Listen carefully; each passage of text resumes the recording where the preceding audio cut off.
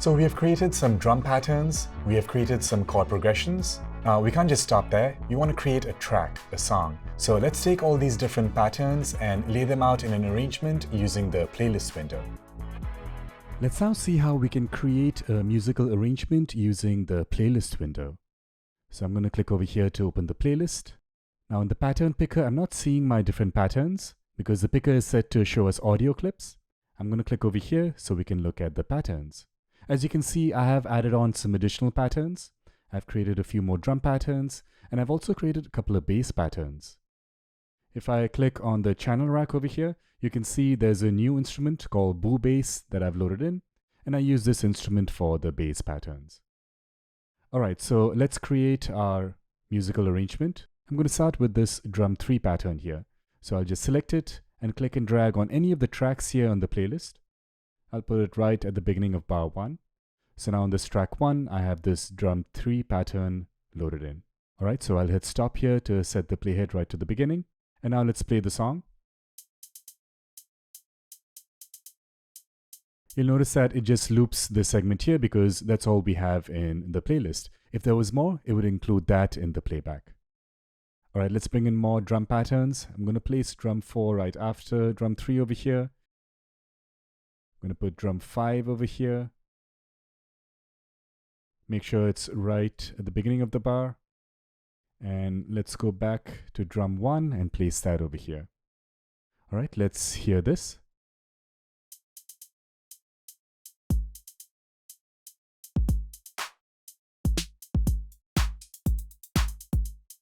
Nice. Now we could place these patterns on any track that we wish and it will still play back. But just to keep things organized, it does make sense to put all the drums on the same track. We can even rename this.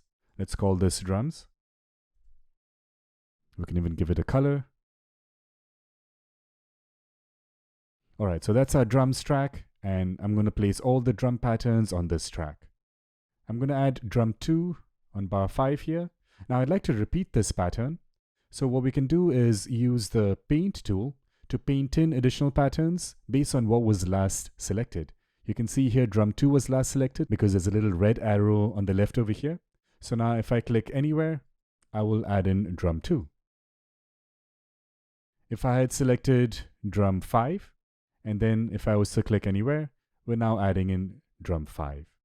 Alright, I don't want this, so I'm going to right click to delete it. And let's hear this entire drum sequence.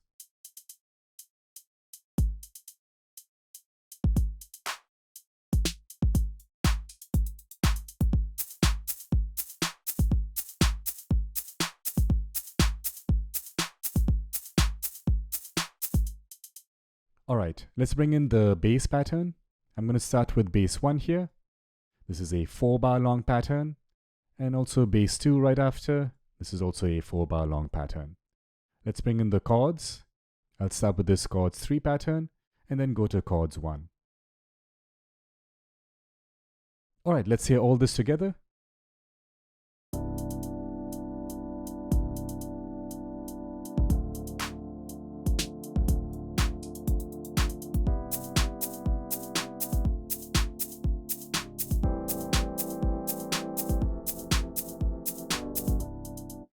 Alright, that's sounding good. I'm going to go ahead and rename these tracks as well. So I'm using this for the bass. Give it a different color.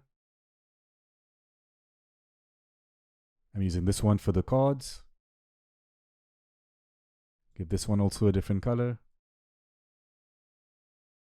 Alright, so now the playlist is a bit more organized. Now aside from dragging in patterns, we can also drag in audio clips into the playlist. So let's take a look at how we can do that. I'm going to look for some audio clips in the browser. I'll open up the browser here. I'm looking for a riser effect. So I'm just going to type it in here in the search. So we're looking at a bunch of different samples that have the text riser in it. Now some of these samples are not from FL Studio's content. It's just different samples that I have on my computer. But let's try out some of these. How about this one, riser noise?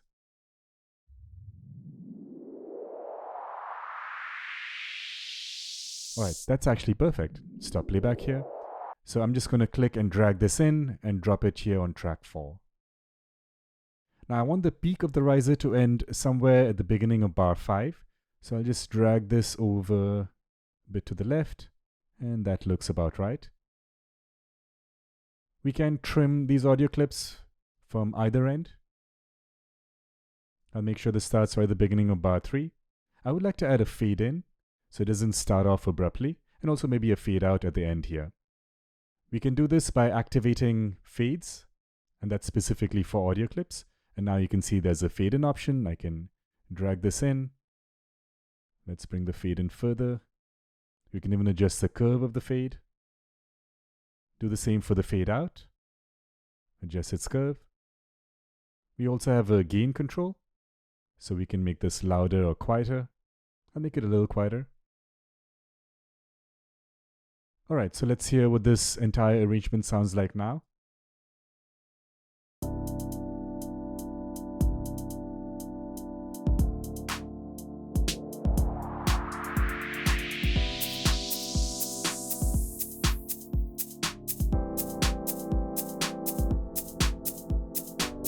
All right, that's sounding pretty good. I just want to make the gain a little bit quieter on this riser, and I also want this to end a bit sooner.